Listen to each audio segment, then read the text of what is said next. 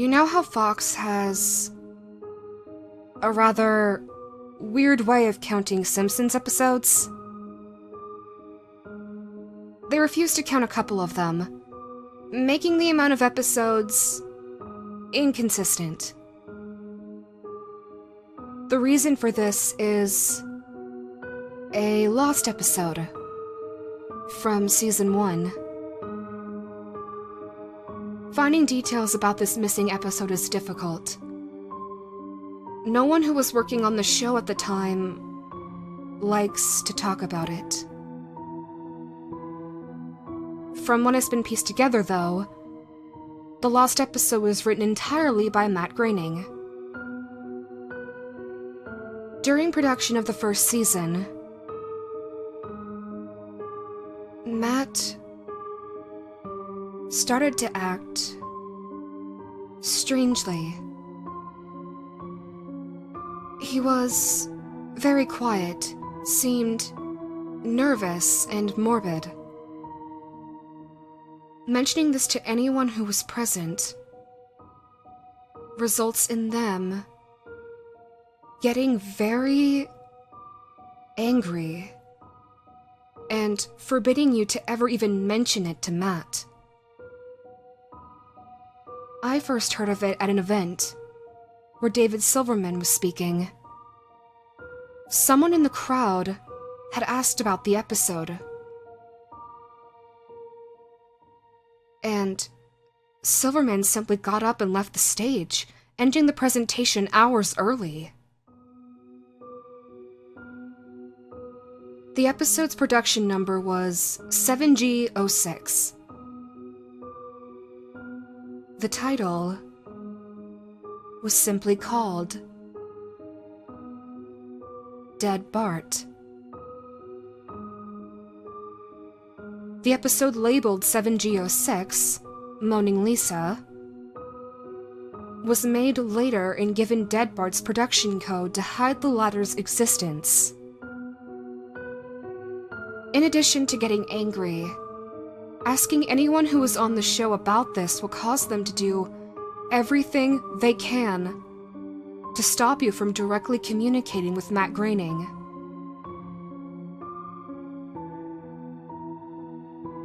It was at a fan event.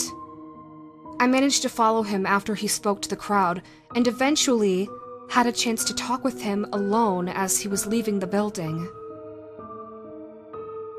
He didn't seem upset that I had followed him. Rather, he probably expected a typical encounter with an obsessive fan.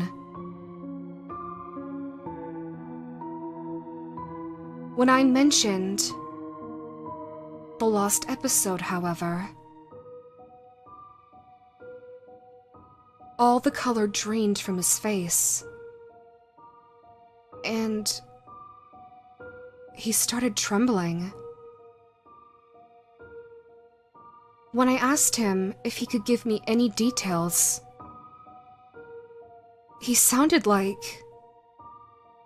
he was on the verge of tears. He grabbed a piece of paper, wrote something down on it, and handed it to me. Before he left, he begged me to never mention the episode again. The piece of paper had a website address on it. I would rather not say what it was, for reasons you'll see in a second.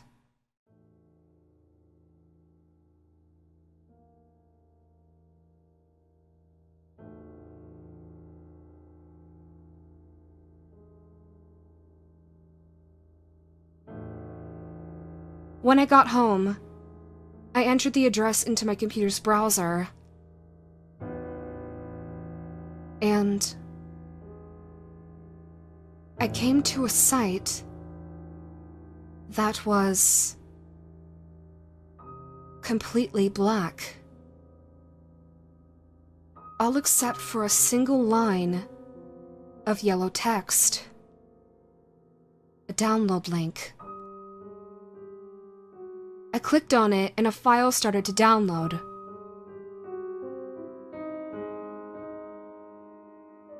Once the file had finished downloading, my computer went crazy.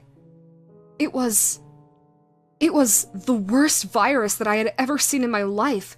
System restore didn't work, and the entire computer had to be factory reset.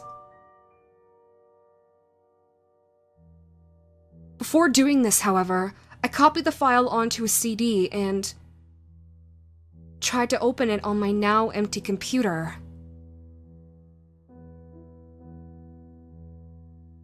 As I suspected, there was an episode of The Simpsons on it. The episode started off like any other episode, but it had very poor quality animation. If you've seen the original animation for Some Enchanted Evening, it was similar to that, but less stable. The first act was fairly normal, but the way the characters acted was a little off. Homer seemed angrier, Marge seemed depressed, Lisa seemed anxious, and Bart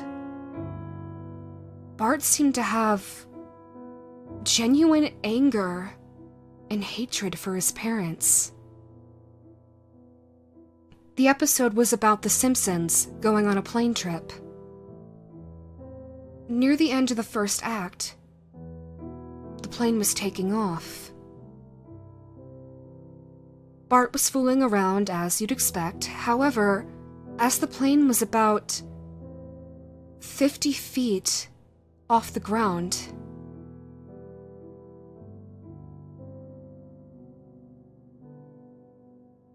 Bart broke a window on the plane and was sucked out.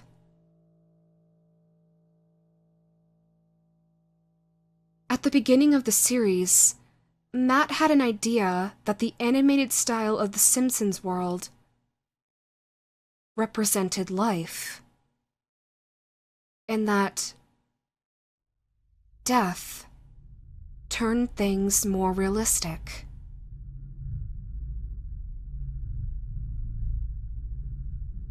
This was used in this episode. The picture of Bart's corpse was barely recognizable. They took full advantage of it not having to move and made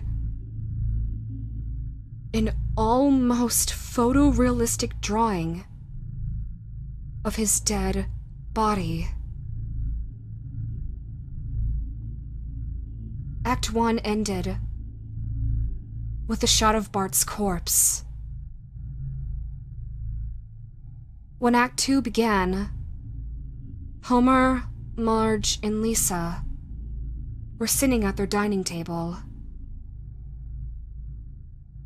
crying. The crying went on and on. It got more pained and sounded so realistic. It was better than any voice acting that you could think possible. The animation started to decay even more as they cried, and you could vaguely hear murmuring in the background. The characters could barely be made out at this point. They were stretching and blurring. They looked like deformed shadows with random bright colors thrown onto them. There were faces looking in the window, flashing in and out so you were never sure what they looked like. This crying went on for all of Act 2. Act 3 opened with a title card, saying 1 year had passed.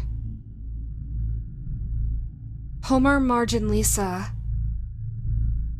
were skeletally thin and still sitting at the table. There was no sign of Maggie or the pets. They decided to visit Bart's grave. Springfield was completely deserted, and as they walked to the cemetery, the houses became more and more decrepit. They all looked abandoned. When they got to the grave, Bart's body was just lying in front of his tombstone, looking just like it did at the end of Act 1.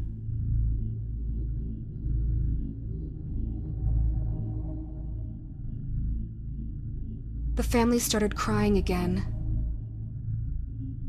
but eventually they stopped and just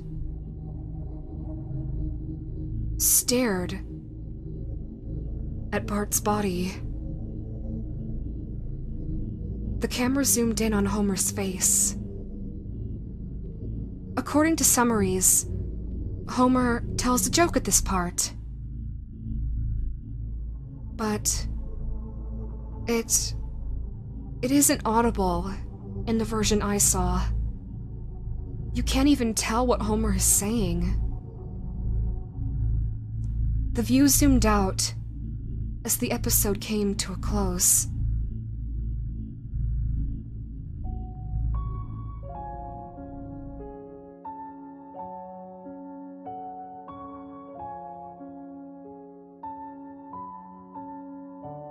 The tombstones in the background had the names of every Simpsons guest star on them.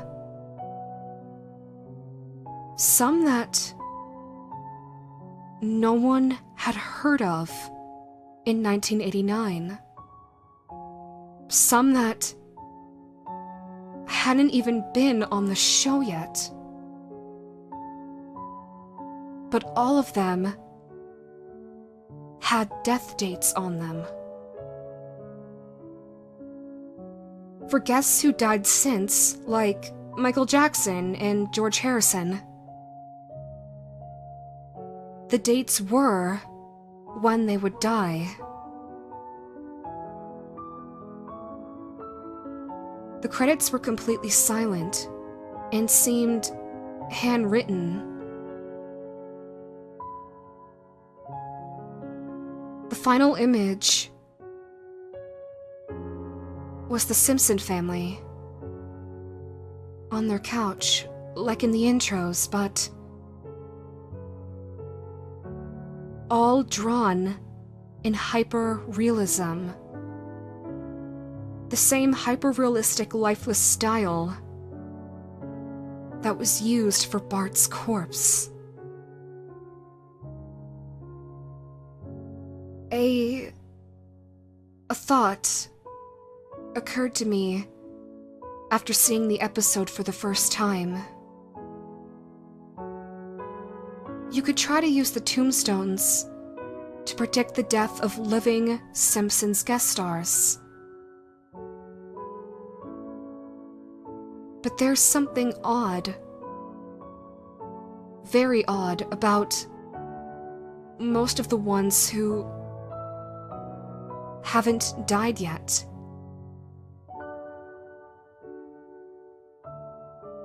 All of their deaths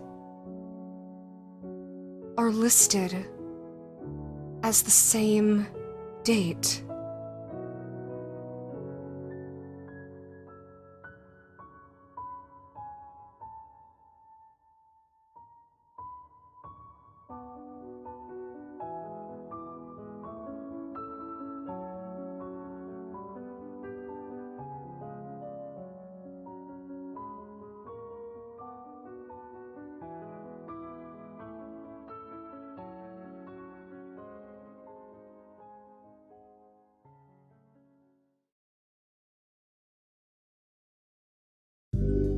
Hello, my darlings.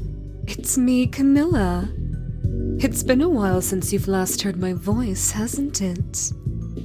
Well, Danny gave me the spotlight for just a moment, so that way I could tell you all, thank you so much for all of your support, and for watching this video.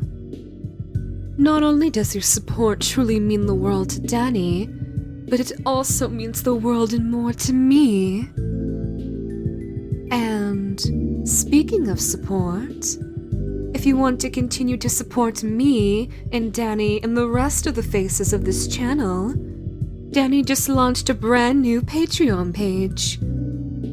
They've been actively posting content on there, ranging from behind the scenes looks to unreleased early access videos and audios, as well as some Patreon exclusive content too. $3 is not only for general support, but it also gets you access to the behind-the-scenes content, like work-in-progress pieces of scripts and thumbnails, as well as full uncut audio recordings chock full of Danny's, well, bloopers.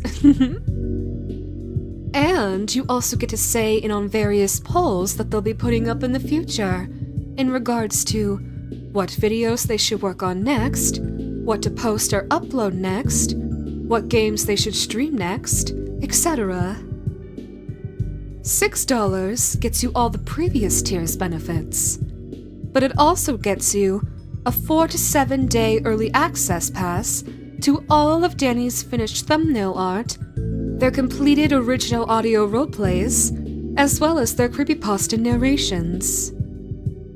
They've mentioned briefly to me that they won't be including audios using other people's scripts, like the ones they found on Reddit, for example. However, they did say that they would do it if they were given explicit permission by the scriptwriters first. And included in the $6 tier, Danny says that I can read your name aloud at the end of videos and audios, which I'm sure many of you would appreciate hearing my lovely voice give each of your names the spotlight they deserve. And lastly, $20 gets you all of the previous tier's special benefits, all including one very special catch. You also get access to all of Danny's Patreon exclusive content. These include audio roleplays, artwork, unreleased script ideas, and the like. Things that will never see the light of day anywhere but there. Please feel free to check out Danny's Patreon if you can. But if some of you can't afford to do Patreon, but would still like to support me and Danny and the rest of the channel with a friendly donation, we also have a Ko-Fi page. It may look barren now, but Danny's told me that she fully intends to make more use of it by winter, by opening up audio commissions. So keep your eyes open for when that particular announcement goes up. Maybe I'll be the one to give the special announcement, including all the details about that. Links for both the Patreon and the Ko-Fi will be down in the description, but they'll also be available in Danny's YouTube page's About section, as well as their Linktree page. Thank you so very much to our very first $9 patron, Polyup. You are absolutely amazing and such an adorable little sweetheart. And I know for sure that Danny appreciates your support. I know I most certainly appreciate your patronage, my dear. Anyways, thank you all so much for watching this video, and for watching this far ahead in the ending. We promise that there is more to come soon, everybody. We wish you all a wonderful day, afternoon, or night, wherever you all are in this big, beautiful world. I love you all so very much, my dearest, most precious little siblings of mine. And I hope to see you all again very soon. Bye-bye.